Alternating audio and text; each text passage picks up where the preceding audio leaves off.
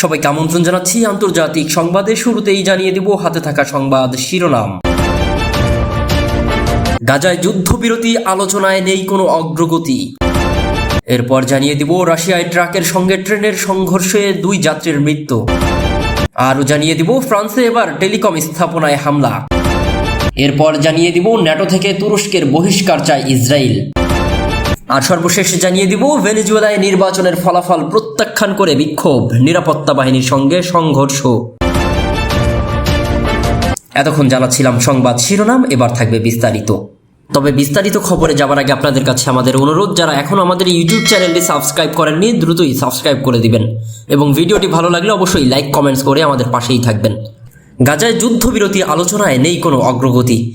কাতার, মিশর ও যুক্তরাষ্ট্রের মধ্যস্থতায় গাজায় যুদ্ধবিরতির লক্ষ্যে রোমে অনুষ্ঠিত আলোচনায় কোনো অগ্রগতি নেই। রোববার 28 জুলাই ইতালির রাজধানী রোমে এই বৈঠক হয়।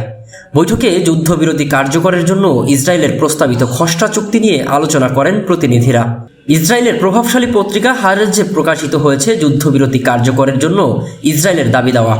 সেখানে বলা হয়েছে গাজার উত্তরাঞ্চল ও দক্ষিণাঞ্চলের মাঝে আরও জায়গায় চেক পয়েন্ট বসাতে চায় ইসরায়েল।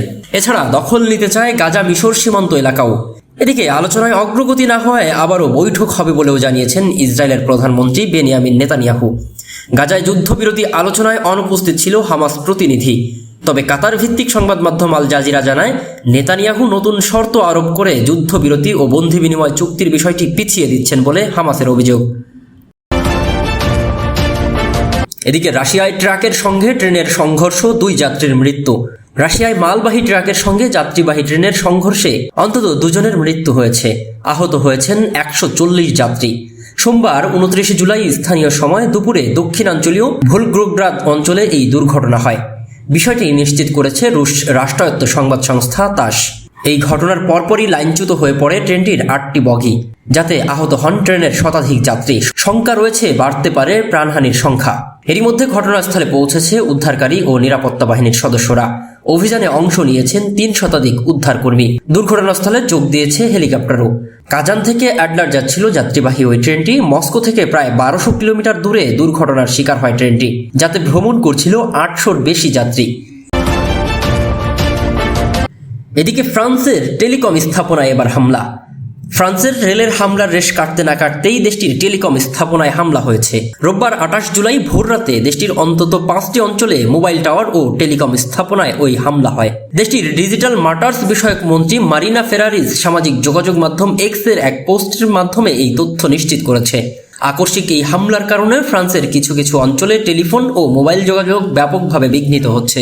এই ধরনের তৎপরতাকে কাপুরুষোচিত এবং দায়িত্বহীন বলে উল্লেখ করেছেন মারিনা।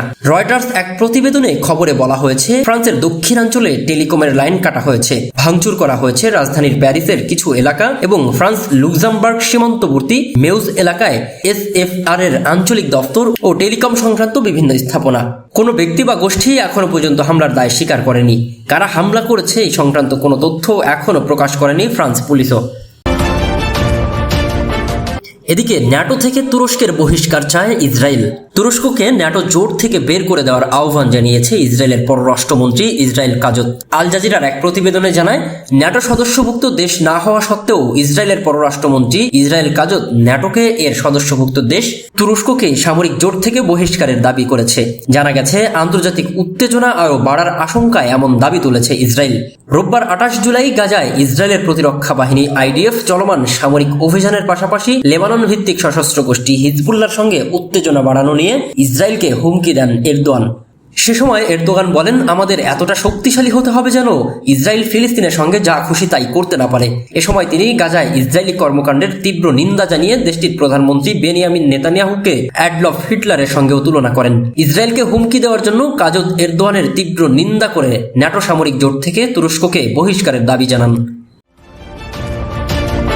এদিকে ভেনেজুয়েলায় নির্বাচনের ফলাফল প্রত্যাখ্যান করে বিক্ষোভ, নিরাপত্তা বাহিনীর সঙ্গে সাধারণ মানুষের সংঘর্ষ। ভেনেজুয়েলায় প্রেসিডেন্ট নির্বাচনের ফলাফল প্রত্যাখ্যান করে গতকাল সোমবার দেশটিতে ব্যাপক বিক্ষোভ হয়েছে। বিক্ষোভকারীদের লক্ষ্য করে কাঁদানে গ্যাসের শেল ও রাবার বুলেট ছুড়েছেন দেশটির নিরাপত্তা বাহিনী। গতকাল সন্ধ্যায় রাজধানীর কারাকাসে হাজারো বিক্ষোভকারী রাস্তায় নেমে আসেন। কেউ কেউ পার্বত্য এলাকার বস্তি থেকেও কয়েক মাইল পথ পায়ে হেঁটে এসে রাজধানীতে জড়ো হন। গত রোববার ভেনেজুয়েলায় প্রেসিডেন্ট নির্বাচনের ভোট হয়। নির্বাচনে বর্তমান প্রেসিডেন্ট নিকোলা মাদুরো জয়ী হয়েছেন বলে ঘোষণা দেওয়ার পর দেশটির রাজধানীতে বিক্ষোভ ছড়িয়ে পড়ে। মাদুরোকে জয়ী ঘোষণা করার বিষয়টিকে জোচ্চুরি বলে অভিহিত করেছে বিরোধীরা। তাদের দাবি, বিরোধী দলীয় প্রার্থী এডমান্ডো গাঞ্জালেস উরুতিয়া নির্বাচনে 73.2% ভোট পেয়েছেন। নির্বাচনের আগে পরিচালিত একাধিক জরিপে গাঞ্জালেসের সুস্পষ্ট বিজয়ের আভাস দেওয়া হয়েছিল। তবে ভোট গণনা শেষে মাদুরোকে জয়ী ঘোষণা করেছে দেশটির জাতীয় নির্বাচন পরিষদ CNE।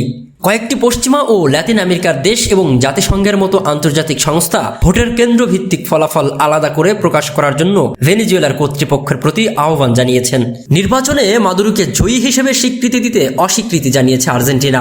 প্রতিক্রিয়ায় বুয়েন্স এইরস থেকে নিজেদের কূটনৈতিকদের প্রত্যাহার করে নিয়েছে ভেনেজুয়েলা। ল্যাতিন আমেরিকার আরও 6 দেশ Chile, Costa Rica, Panama, Peru, Dominica প্রজাতন্ত্র ও উরুগুয়ে থেকেও কূটনৈতিকদের প্রত্যাহার করেছে ভেনেজুয়েলা।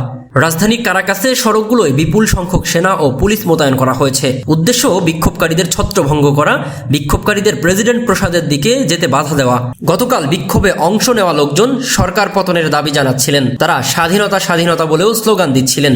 ভিডিওতে দেখা গেছে মহাসড়কে গাড়ির টায়ার জ্বলছে, সড়কে বিপুল সংখ্যক মানুষ সমবেত হয়েছে। মোটর বাইকে থাকা পুলিশ বিক্ষোভকারীদের লক্ষ্য করে কাঁদানে গ্যাসের শেল ছুড়ছেন। কিছু এলাকায় প্রেসিডেন্ট মাদুরোর পোস্টার ছিঁড়ে ফেলা হয়েছে, পুড়িয়ে দেওয়া হয়েছে। টায়ার ও গাড়িতে আগুনও দেওয়া হয়েছে। সশস্ত্র পুলিশ, সেনা ও বামপন্থী আধা সামরিক বাহিনীর সদস্যদের সঙ্গে বিক্ষোভকারীদের সংঘর্ষ হয়। শহরের প্রাণকেন্দ্রের বিভিন্ন সড়ক বন্ধ করে দেওয়া হয়। ভেনেজুয়েলার অ্যাটর্নি জেনারেল সতর্ক করেছেন, প্রতিবাদের অংশ হিসেবে সড়ক অবরোধ করা হলে, বিশৃঙ্খলা করা হলে আইনের পূর্ণ শক্তি ব্যবহার করা হবে। নির্বাচন সামগ্রী ধ্বংস করা থেকে শুরু করে সহিংস কর্মকাণ্ডের অভিযোগে ইতিমধ্যে 32 জনকে আটক করা হয়েছে বলে জানান ভেনেজুয়েলার অ্যাটর্নি জেনারেল। ভেনেজুয়েলায় 11 বছর ধরে ক্ষমতায় আছেন মাদুরো। দেশটির অনেক মানুষ ভেনেজুয়েলার বর্তমান অর্থনৈতিক সংকট, রাজনৈতিক দমনপীড়ন নিয়ে হতাশ, ক্ষুব্ধ। তাই অনেকে এবার নির্বাচনে পরিবর্তনের আশা করেছিলেন।